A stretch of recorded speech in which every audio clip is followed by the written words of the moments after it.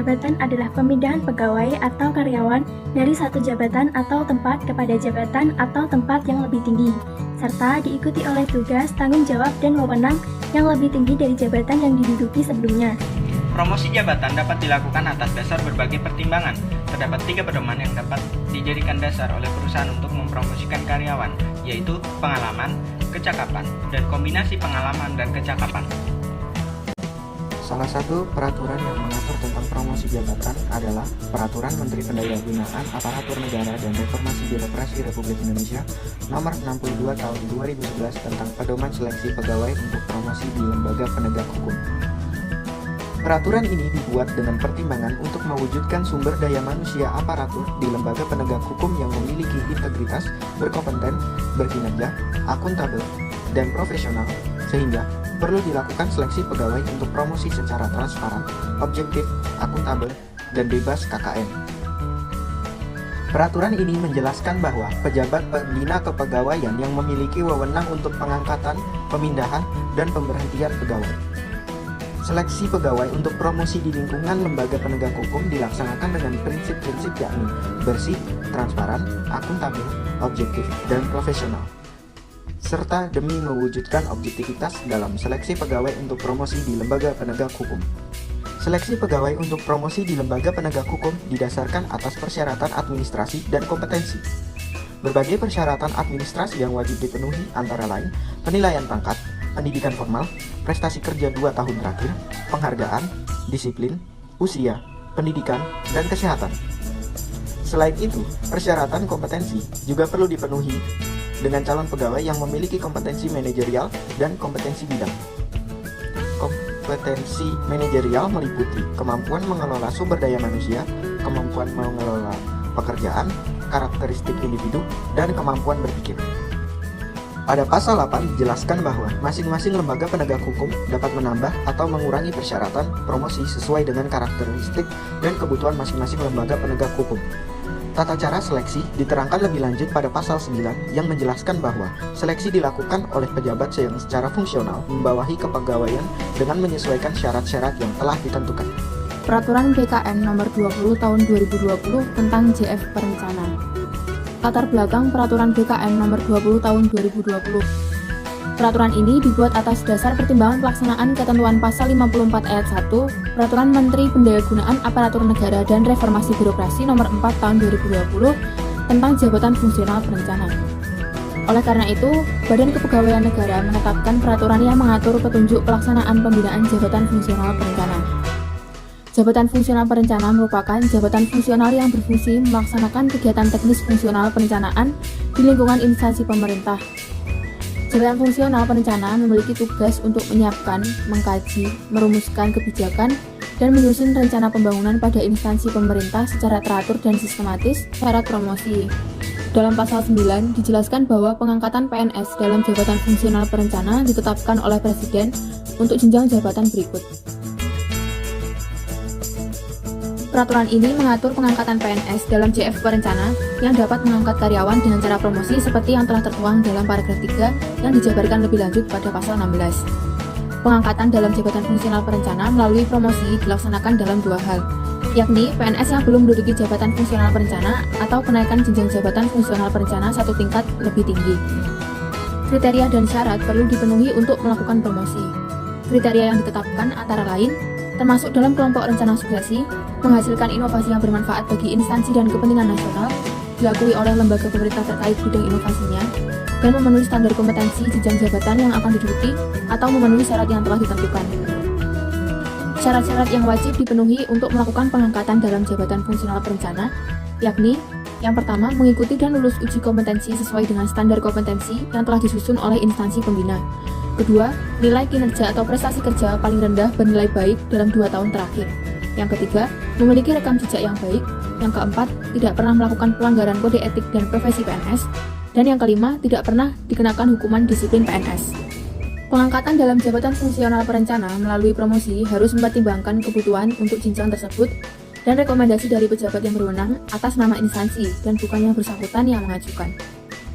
Peraturan BKN Nomor 21 Tahun 2020 tentang Jabatan Fungsional Pengelola Pengadaan Barang atau Jasa. Latar belakang Peraturan BKN Nomor 21 Tahun 2020. Peraturan ini dibuat untuk melakukan pengembangan karir dan peningkatan profesionalisme jabatan fungsional pengelola pengadaan barang atau jasa, serta perlunya menetapkan peraturan Badan Kepegawaian Negara untuk mengatur pelaksanaan manajemen sumber daya manusia pada jabatan fungsional PPBJ sesuai dengan kategori keahlian. Syarat promosi.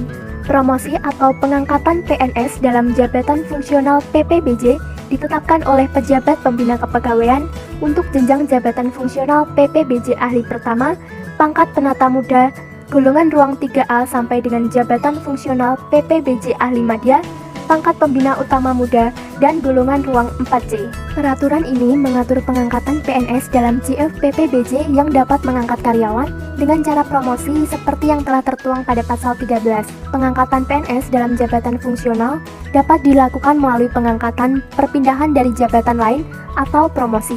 Pengangkatan dalam jabatan fungsional PPBJ dilakukan setelah pedoman perhitungan kebutuhan jumlah jabatan fungsional PPBJ yang ditetapkan oleh instansi pembina.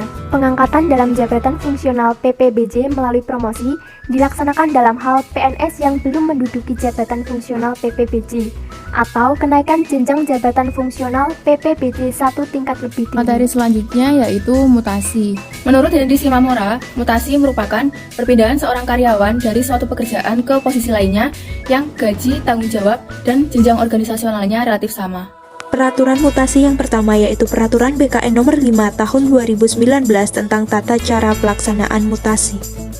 Di dalam ketentuan umum, pasal 1 menjelaskan bahwa mutasi sendiri merupakan perpindahan tugas dan atau lokasi dalam satu instansi pusat, antar instansi pusat, satu instansi daerah, antar instansi daerah, antar instansi pusat dan instansi daerah, dan keperwakilan negara Indonesia di luar negeri, serta atas permintaan sendiri. Penyusunan perencanaan mutasi PNS dilakukan oleh instansi pemerintah di mana dalam hal ini perlu memperhatikan aspek kompetensi, pola karir, pemetaan pegawai, kelompok rencana sukses, perpindahan dan pengembangan karir, penilaian prestasi kerja, kebutuhan organisasi, dan sifat pekerjaan teknis.